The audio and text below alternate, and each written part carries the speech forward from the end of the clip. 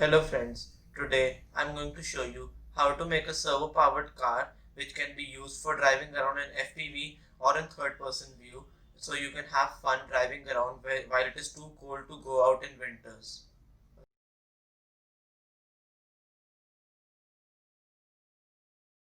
So to make this car you'll need two 9-gram servos and a screwdriver box. So what we'll do in these servos is we will take out one of them and we'll disconnect the potentiometer from this. Before we do that, we first need to center the servo. To center the servo, this is a device. It is a servo tester. I'll use this along with the BEC from an ESC. So this is a motor and an ESC.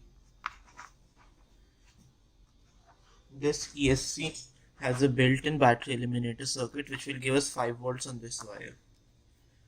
This is a lead acid battery.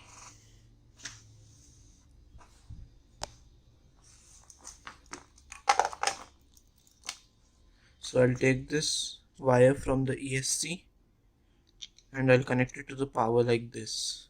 Okay, then I will take this servo and to center it I will connect it like this, aligning the wires.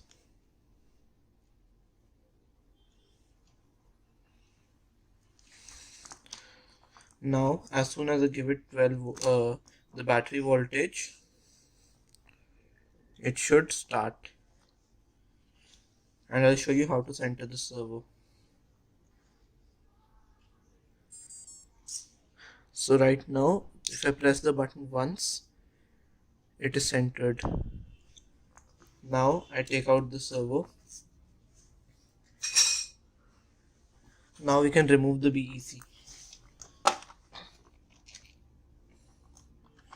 So this is a screwdriver and I'll open these two screws at the bottom, right, these two.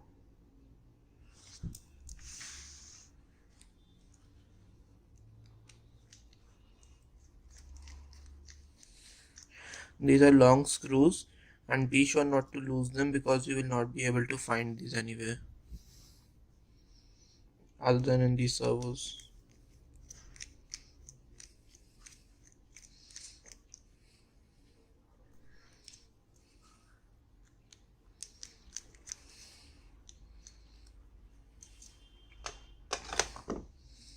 So now I'll take out the gearbox, which is very easy.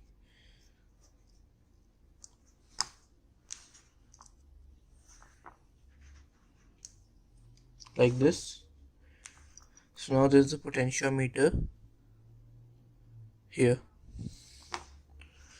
What we need to do is shorten this rod and remove this retention lock. So how I shorten it, I take this gear and put it over it, and then I just cut the thing flat.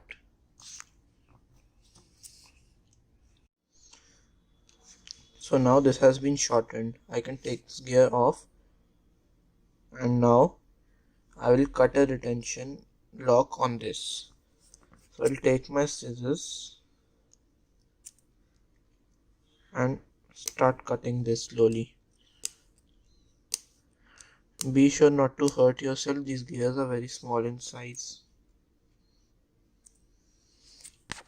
So now I have removed the retention lock. So now I'll reassemble the servo.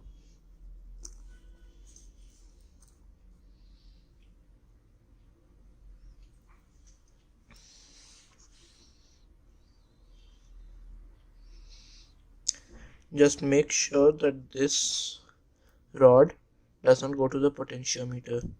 So actually I'll shorten it up a bit more right now. If you want to be extra sure, you can also put some super glue into the potentiometer, but I don't like that as it just gets everywhere.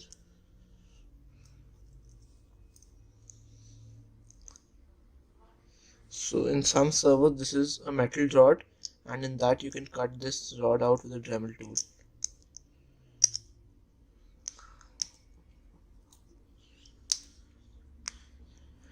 So now I have connected the servo back up to the BEC, and I'll reconnect the wires. And now this time you will see, instead of rotating to only 180 degrees, it rotates a lot. See, and I can also control this. See, I can do the directions and also the speed. So this is nicely done.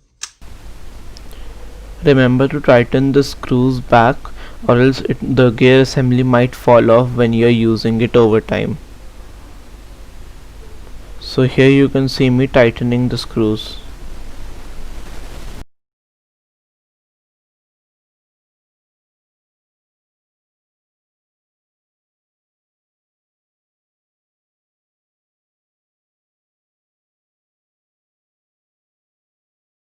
So now I have cut a piece of foam board in a V-type shape, and I have my hot glue gun, and I'll glue the servos to the wider side of the V to make the car. This will act as a car body. So I have done the same process I just showed you for both the servos, and we will put them on something like this. Make sure to keep this outside. So here is some hot glue. I'll put the before I put the hot glue on, I will remove the sticker.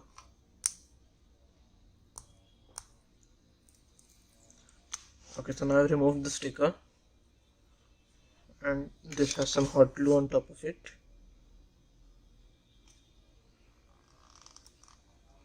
So I'll just paste it just like that. Right, this is how it is done, and I'll do the same thing for the other servo.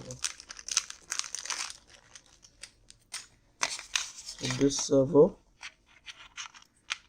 will go on like this. So again I'll remove the sticker. It's not very important to remove the sticker, but I'm doing it just in case. So now here you can see I have taken a piece of thermocol and cut a wheel out of it. Now I'm putting some hot glue onto it. And now I'll connect this to the center of the servo. As you can see, I've connected it to the center of the servo, and now I'll reconnect it to the BEC.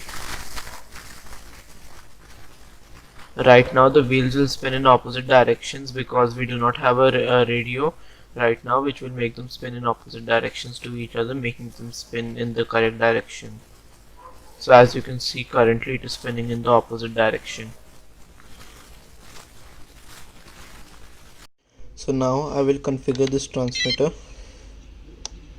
I'll long press OK and press the up key and short press OK.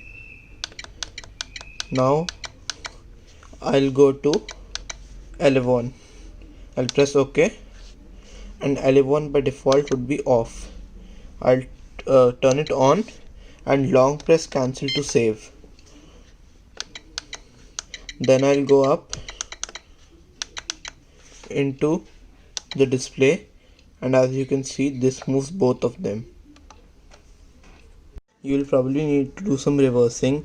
For example, I need to reverse channel 2 to make it go in the right direction.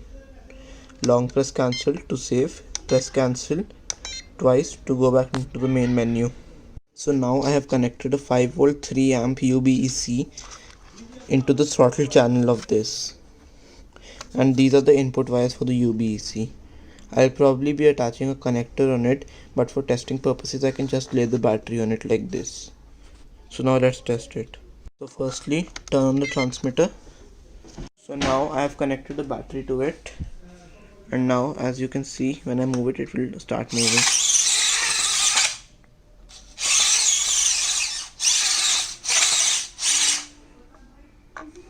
As you can see, it is moving. So you can drive it around like this and have fun. You can also attach an FPV camera here and mount these receiver antennas like this. You can go longer range and you can have a FPV signal. You can attach a camera here, a VTX here, and a small battery to power it all. The camera and VTX can be powered from the UBEC only. Thank you for watching my video.